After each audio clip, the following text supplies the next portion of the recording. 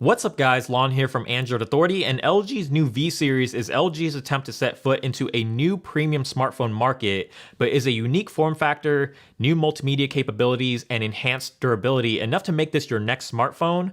Let's find out with the LG V10.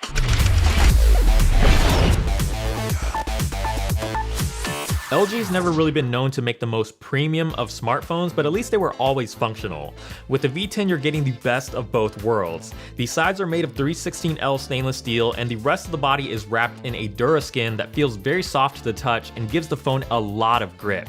These new material choices gives the V10 a very solid and sturdy feel in the hand, but it also makes it extremely durable against drops. The V10 isn't indestructible or shatterproof, but it is military 810G certified against drops, which means it can withstand the average drop a lot better than your normal everyday smartphone. And if you want to see exactly how durable the V10 is, make sure to check out our durability test after the review's done. Even with these new material choices, the V10 is still very much an LG device through and through. The sharp corners and slightly rounded top and bottom is very reminiscent of the G4's design, with the only exception being the V10 is a completely flat phone and doesn't have that signature curve to the body that LG put on pretty much every smartphone they released this year.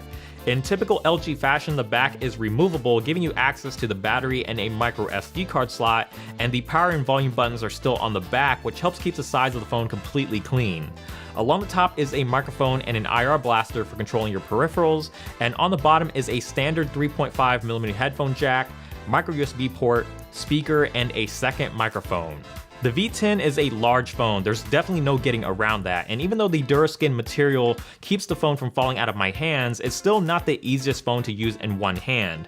The main reason for that has to do with the display, or I guess displays would be more technically correct because the V10 actually has two screens. The main display is a 5.7-inch IPS LCD with 2560 by 1440 resolution, and there's really nothing bad you can say about it.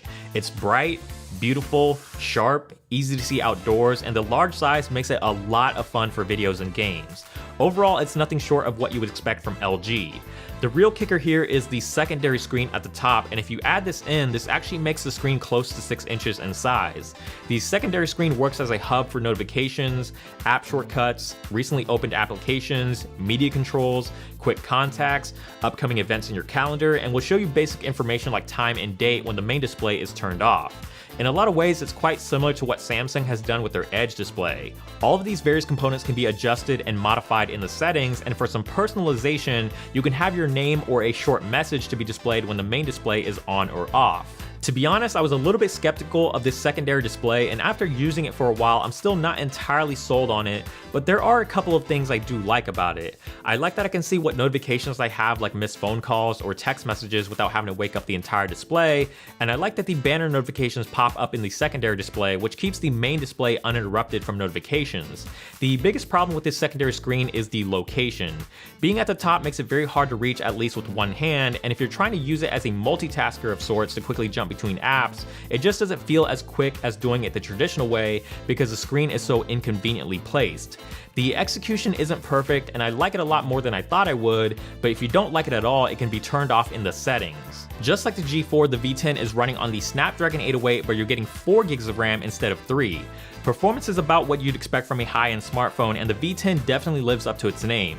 It's fast, smooth, and responsive in day-to-day use with very smooth scrolling and animations. It does everything from as simple as opening up applications and web browsing to more intense tasks like gaming without much of a hiccup, and with 4 gigs of RAM, the V10 has no problems jumping back and forth between multiple applications. Even with LG's heavy skin, the processor and RAM keeps the phone trucking along just fine, and never in any instance did I ever feel like the phone had to catch up to me. The V10 is available in only one storage configuration at 64GB, so no more and no less, but 64 gigs should be more than ample space for most people, but if it is not, you do have the option to expand upon that with the built-in micro SD card slot for up to 2 terabytes. The most notable piece of hardware, however, is the addition of a fingerprint scanner, and with so many manufacturers adding fingerprint scanners to their flagship smartphones, it was only a matter of time before LG did too. The fingerprint scanner is embedded in the power button on the back, and not counting the Nexus 5X, it's a solid first attempt by LG.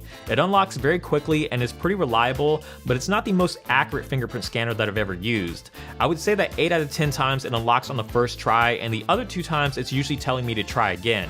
That's obviously not the biggest failure rate, but it is something you'll notice the more you use it. The external speaker isn't in the most optimal position, being mounted on the bottom, and can be pretty easily muffled with your hand in landscape, but for what it is, it sounds fine. The real audio experience on the V10 comes internally. There's a 32-bit hi-fi digital to analog converter built in, and this is a huge deal for anyone who uses their smartphone as their primary music player. It's not a gimmick at all and is 100% the real deal. It works with MP3 audio files and streaming audio, so you're not going to be left out if you're using apps like Spotify or Google Play Music, and as long as you have a decent pair of headphones, you'll definitely notice the difference the upsampling makes in terms of a crisper and clearer sound. The 3000 mAh battery inside is good enough for a full day with average use, but it typically never lasted me much more than that, and if I was using the camera heavily or playing a lot of games, recharging the phone midway through the day was pretty much expected. On the bright side, it doesn't take very long to charge up or top off thanks to the fast charging, and LG is still one of the few major smartphone manufacturers left that offer a removable battery, so you can easily swap it out for a fresh one if you want. The cameras on the V10 is quite the interesting story, and there's a lot going on here. The main camera is a 16 megapixel f1.8 aperture lens with optical image stabilization, and if that sounds familiar, it's because it's the same exact sensor from the G4, so it wasn't all that surprising to see excellent looking photos come out of the V10. The images are sharp and well detailed, color reproduction and dynamic range is fantastic, and it's just an overall very enjoyable camera to take pictures with. There's a hint of over sharpening in the images, but it's nothing too drastic, and I feel like in most situations it actually helps more than it hinders. In low light, the camera does tend to overexpose, especially in the highlights, which are typically blown out, and sometimes it doesn't get the white balance quite right, but aside from that, the images still retain a fair amount of detail and generally look pretty good. On the front of the phone, there are not one, but 2 front-facing 5 megapixel cameras. We've seen dual camera setups before on other smartphones, but this is the first time it's been done on the front instead of the rear. Unlike other smartphones that have used dual camera setups for depth information or 3D images, the 2 5 megapixel sensors on the V10 are just used as 2 individual front-facing shooters. One is an 80-degree lens for a more standard field of view, and the other is a 120-degree wide-angle lens, and you can toggle back and forth between the two within the software. The quality of the front-facing cameras are actually quite good, and the 120-degree wide-angle lens is a lot of fun to use and really comes in handy when you're trying to take group shots. When LG released the G4 earlier this year, there was a lot of hype about the ability to shoot in RAW and DSLR-like manual controls for photos, and those same controls are available on the V10, but with the V10, LG has brought those manual controls over to video, which is a pretty big deal for a smartphone camera. So now you can do many of the things that you would normally do on a DSLR, like adjust the white balance, ISO, shutter speed, and manually control the focus. Videos can be recorded in 4K, 1080p, slow motion, and you can even record in a cinematic mode and bump the frame rate down to 24 frames for that truly cinematic look. When recording videos, having good audio to accompany it is pretty important, so the V10 allows you to easily monitor the audio in real time, adjust the audio levels, change the direction of the audio recording, and even eliminate interference with the wind noise filter. Let's go Royals! Let's go Royals! Let's go Royals! Let's go.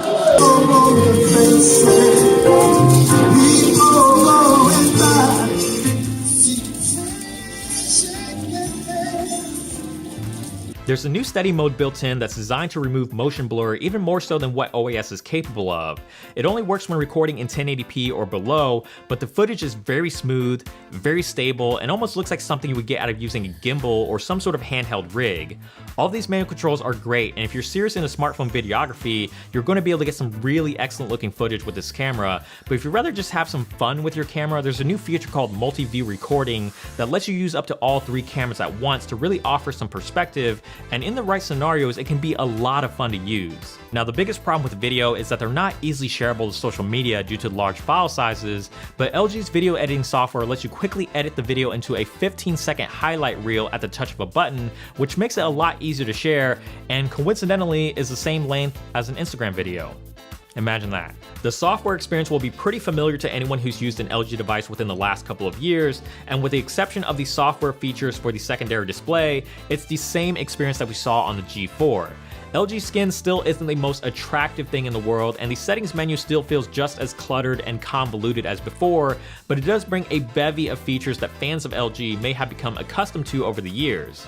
You can still double tap to wake or sleep the phone or set a pattern of taps, or as LG calls them, knocks, for additional lock screen security, resize the keyboard for easier typing, and multitask simultaneously between two apps with LG's dual window feature. Because the V10 is quite the stretch to use in one hand, LG's added in a feature that lets you shrink the screen and resize it by swiping across the Android soft keys. All of this is running on Android 5.1.1 Lollipop currently, but LG has stated that an update to Marshmallow will be coming either before the end of this year or early next year. That's still a pretty big window of time, but let's hope that it happens sooner than later.